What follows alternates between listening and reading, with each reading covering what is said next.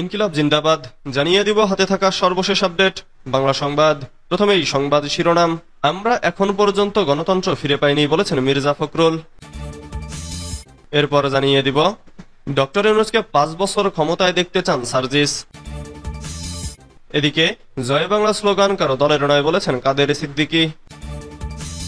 আরো জানিয়ে দিব বাংলাদেশ চীন সম্পর্ক নতুন পর্যায়ে প্রবেশ করবে বলেছেন প্রধান উপদেষ্টা।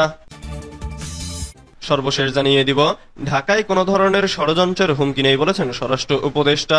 এতক্ষণ শুনছিলেন সংবাদ শিরোনাম, এবারে বিস্তারিত। আমরা এখন পর্যন্ত গণতন্ত্র ফিরে পাইনি বলেছেন মির্জা ফখরুল। বিএনপির মহাসচিব মির্জা ফখরুল ইসলাম আলমগীর বলেছেন, অনেক ত্যাগের বিনিময়ে আজকে আমরা মুক্ত হতে পেরেছি, কিন্তু আমরা এখন পর্যন্ত গণতন্ত্র এবং নির্বাচন পাইনি। নির্বাচন পেতে হলে আমাদের মধ্যে ঐক্যকে আরো অটুট রাখতে হবে। শুক্রবার 28 মার্চ বিকেলে ঠাকুরগাঁও সদর উপজেলার রুহিয়া উচ্চ বিদ্যালয়ে রুহিয়া থানা স্বেচ্ছাসেবক দলের আয়োজিত ইফতার মাহফিলে ভার্চুয়ালি যুক্ত হয়ে প্রধান অতিথির বক্তব্যে তিনি এসব কথা বলেন।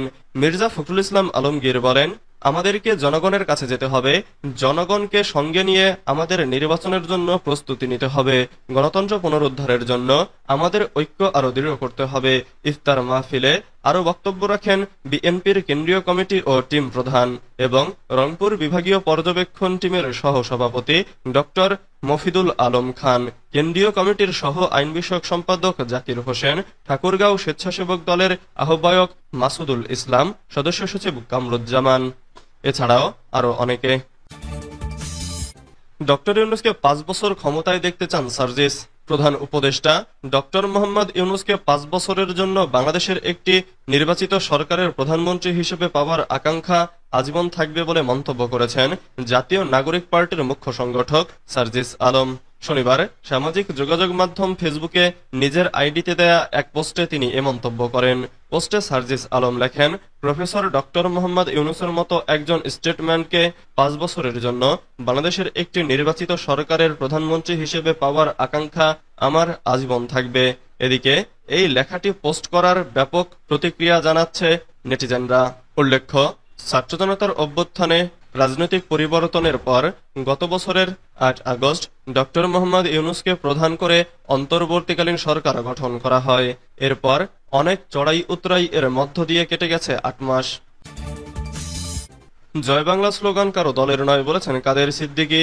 কৃষক শ্রমিক জনতা লীগের প্রতিষ্ঠাতা সভাপতি কাদের সিদ্দিকী বীরুত্তম বলেছেন, জাতীয় স্মৃতিসৌধে জয় বাংলা স্লোগান দেওয়ায় গ্রেফতার বরণ করতে হয়। এর আগেই আমার মৃত্যু হওয়া ভালো ছিল, কারণ জয় বাংলা স্লোগান কারো দলের নয়। আমাদের অনেকের ভুল ত্রুটি নিশ্চয়ই আছে, কিন্তু স্বাধীনতার কোনো ভুল ত্রুটি নেই। শুক্রবার 28 মার্চ সন্ধ্যায় টাঙ্গাইলের বাসাইল উপজেলা কৃষক শ্রমিক জনতা লীগের ইফতার ও দোয়া মাহফিল অনুষ্ঠানে প্রধান অতিথির বক্তব্যে তিনি এসব কথা বলেন। কাদের সিদ্দিকী বলেন, জয় বাংলার কোনো ভুল ত্রুটি নেই। স্বাধীনতার নেতা বঙ্গবন্ধুর কোনো ভুল ত্রুটি নেই। বঙ্গবন্ধু জিয়াউর রহমান ও আমাকে অস্বীকার করলে স্বাধীনতা বেহাত হবে। কাদের সিদ্দিকী আরো বলেন, রাষ্ট্রপতির ইফতার মাহফিলে আমাকে সম্মানিত করা হয়েছে। রাষ্ট্রপতি নিজে এসে আমাকে তার টেবিলে নিয়ে বসিয়েছিলেন। আমি এজন্য তাদেরকে ধন্যবাদ জানাই। আল্লাহর চেয়ে শ্রেষ্ঠ বিচারক আর কেউ নেই। আমি এটা বিশ্বাস করে এ পর্যন্ত এসেছি, বাকি সময় বিশ্বাস করেই যাব। সম্মান দেওয়া আর সম্মান নেওয়ার মালিক আল্লাহ। তিনি বলেন, অনেকের সঙ্গে আমার মিলে না। এদেশে স্বাধীনতা যুদ্ধে আমাদের সবার অবদান আছে, রক্ত আছে, ঘাম আছে। বাসাইল উপজেলা কৃষক শ্রমিক জনতা লীগের সভাপতি রাহাত হাসান টিপুর সভাপতিত্বে আয়োজিত অনুষ্ঠানে উপস্থিত ছিলেন কালিহাতী উপজেলা পরিষদের সাবেক চেয়ারম্যান শামীম আল মনসুর, সখীপুর উপজেলা কৃষক শ্রমিক জনতা লীগের সাধারণ সম্পাদক সানোয়ার হোসেন সজীব, বাসাইল উপজেলা কৃষক শ্রমিক জনতা লীগের সাধারণ সম্পাদক আশরাফুজ্জামান প্রমুখ।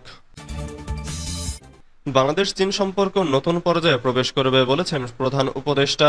চীনকে ভালো বন্ধু হিসেবে দেখা খুবই গুরুত্বপূর্ণ উল্লেখ করে বাংলাদেশের অন্তর্বর্তীকালীন সরকারের প্রধান উপদেষ্টা ডক্টর মোহাম্মদ ইউনূস বলেছেন, আমাদের সম্পর্ক বছরের পর বছর ধরে খুবই শক্তিশালী। আমাদের ব্যবসা খুবই শক্তিশালী এবং চীনের সাথে আমাদের সহযোগিতা থেকে আমরা উপকৃত হচ্ছি। চীনের সরকারি বার্তা সংস্থা সিনহুয়াকে দেওয়া একান্ত সাক্ষাৎকারে দ্বিপাক্ষিক সম্পর্ক নতুন পর্যায়ে প্রবেশ করবে বলে তিনি আশা করেন। চীন যা অর্জন করেছে তাতে বাংলাদেশের সবাই অনুপ্রাণিত উল্লেখ করে ডক্টর ইউনূস বলেন, অন্তর্বর্তীকালীন সরকারের কাজ হলো একটি নতুন বাংলাদেশ পুনর্গঠন করা এবং জনগণ আশা করে যে তারা নিজ দেশের উন্নয়নে চীনের অভিজ্ঞতা থেকে শিক্ষা নিতে পারবে। চীনের দারিদ্র্য হ্রাসের অর্জন সম্পর্কে ডক্টর ইউনূস বলেন, বেশিরভাগ দেশ সাধারণ মানুষের চাহিদা পূরণের পরিবর্তে জিডিপি প্রবৃদ্ধির উপর জোর দেয়, কিন্তু চীন নিম্ন আয়ের গোষ্ঠীর উপর জোর দেয়। এ কারণেই চীনারা দ্রুত দারিদ্র্য হ্রাসে খুব সফল। সাম্প্রতিক বছরগুলোতে বাংলাদেশ এবং চীনের মধ্যে বাণিজ্যিক ও অর্থনৈতিক সহযোগিতা উচ্চ পর্যায়ের উন্নয়ন প্রত্যক্ষ করছে। চীন টানা ১৫ বছর ধরে বাংলাদেশের বৃহত্তম বাণিজ্যিক অংশীদার। বর্তমানে বাংলাদেশে প্রায় ১,০০০ চীনা প্রতিষ্ঠান কাজ করছে, যা মোট ৫,৫০,০০০ এরও বেশি কর্মসংস্থান সৃষ্টি করেছে। ডক্টর মোহাম্মদ ইউনূস উল্লেখ করেন যে দুই দেশ ব্যাপক সহযোগিতার সম্পর্ক স্থাপন করেছে, যা অনেক ইতিবাচক ফলাফল এনেছে। চীন থেকে বাংলাদেশের আমদানি বাড়ছে, আমাদের শিল্প ব্যবহারের বেশিরভাগ পণ্য আসে চীন থেকে। ঢাকায় কোনো ধরনের ষড়যন্ত্রের হুমকি নেই বলেছেন স্বরাষ্ট্র উপদেষ্টা। আসন্ন ঈদুল ফিতরকে কেন্দ্র করে যে কোনো ধরনের ষড়যন্ত্রের হুমকি নেই বলে জানিয়েছেন স্বরাষ্ট্র উপদেষ্টা লেফটেন্যান্ট জেনারেল মোহাম্মদ জাহাঙ্গীর আলম চৌধুরী। শনিবার ২৯ মার্চ সকালে রাজধানীর গাবতলী বাস টার্মিনাল পরিদর্শন শেষে সাংবাদিকদের এক প্রশ্নের জবাবে তিনি একথা জানান। স্বরাষ্ট্র উপদেষ্টা বলেন, রাজধানীতে কোনো ধরনের ষড়যন্ত্রের হুমকি নেই। কোনো ধরনের ষড়যন্ত্রের হুমকি থাকলে সেটা সকলকে নিয়ে মোকাবেলা করা হবে। জনগণ ষড়যন্ত্র মোকাবেলা করলে কেউ ষড়যন্ত্র করতে পারবে না। তিনি বলেন, এবার ঈদে সকলে ছুটি ভোগ করেছে, কিন্তু পুলিশ, বিজিবি, আনসার ছুটি ভোগ করেছে না। তারা কিন্তু নিশ্ছিদ্রভাবে নিরাপত্তা দেওয়ার জন্য ঢাকায় কাজ করেছেন। আইন শৃঙ্খলা পরিস্থিতি যাতে ভালো থাকে এজন্য তারা কাজ করে যাচ্ছে। আপনারা যাতে ভালোভাবে যেতে পারেন, আপনাদের বাসাবাড়ি ভালো থাকে এজন্য তারা সব সময় কাজ করে যাচ্ছে।